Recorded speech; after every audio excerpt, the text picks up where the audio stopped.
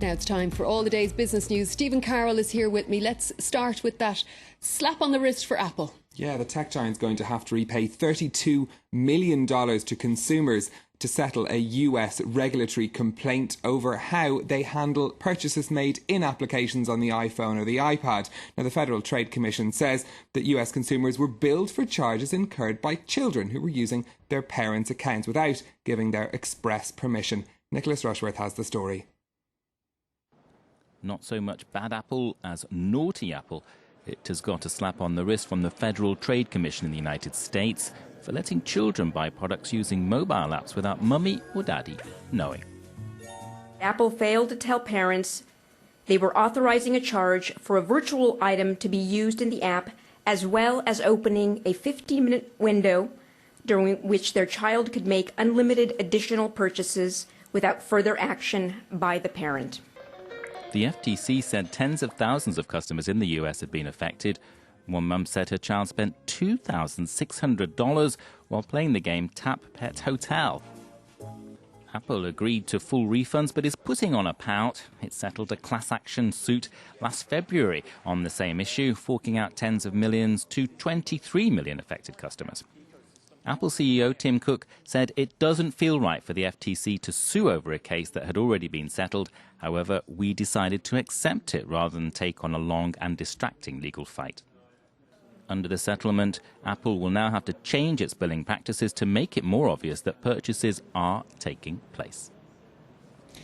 Now, after the World Bank, the International Monetary Fund is also being optimistic about the global economy, but it comes with a warning, Stephen. Yeah, and that warning is deflation or falling prices. That's a concern for economies because if prices are coming down, consumers tend to stop spending in the hope that those prices will come down even further. Now, the International Monetary Fund, Christine Lagarde, the managing director of the fund, says that the deflation could be disastrous for the global recovery, and she's called on central banks to rein in their monetary stimulus as soon as growth is seen to stabilise.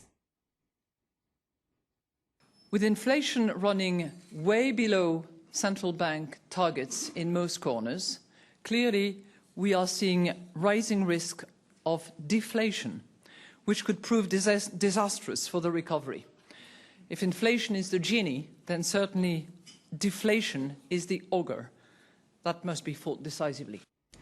Now, in the US, Stephen, more progress towards a budget agreement there. Yeah, a significant hurdle has been passed in this spending bill that's working its way through the Congress. The House of Representatives approved the $1.1 trillion spending plan by a majority of 359 to 67 votes. Now, it's not a complete budget. It avoids many of the most contentious areas, but it will avoid another government shutdown of the likes that we saw back in October.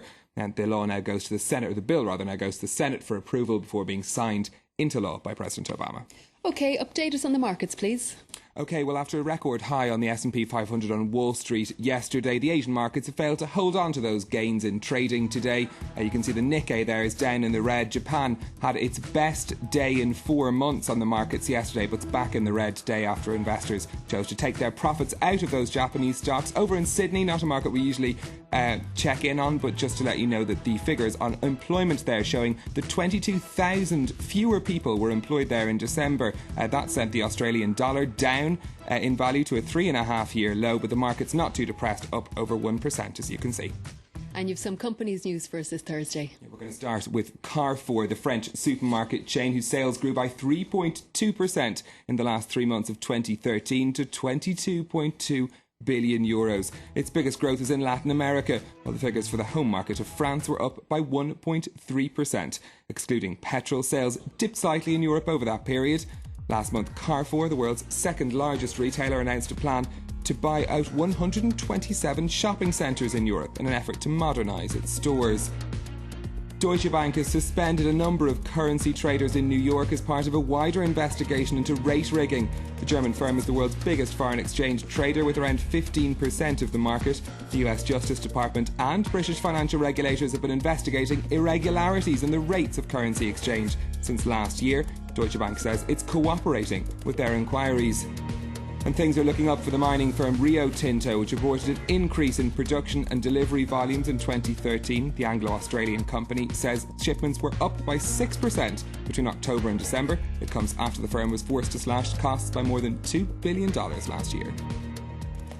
And we finally have the answer to one of the mysteries of last year. Who bought the Francis Bacon artwork that broke all sales records? Yeah, that's right. You may remember the studies. The 3 studies of Lucian Freud was the name of the work, sold by auction last November for an eye-watering $142.5 million. It was the highest price paid ever for a painting at auction. The sale only lasted 10 minutes, but the identity of the buyer has remained a mystery until now.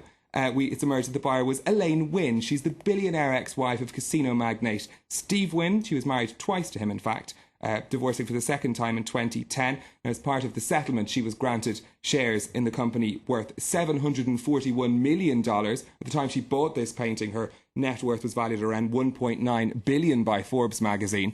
Now, she's since put the artwork on temporary display in Portland. She's also a patron of the art, so it'll be interesting to see what she chooses to do with it in the future. Very nice of her to share it. Stephen Carroll, thank you very much for that roundup of the business news. And it's time now for web news, and American actress Jennifer Lawrence is the latest internet sensation.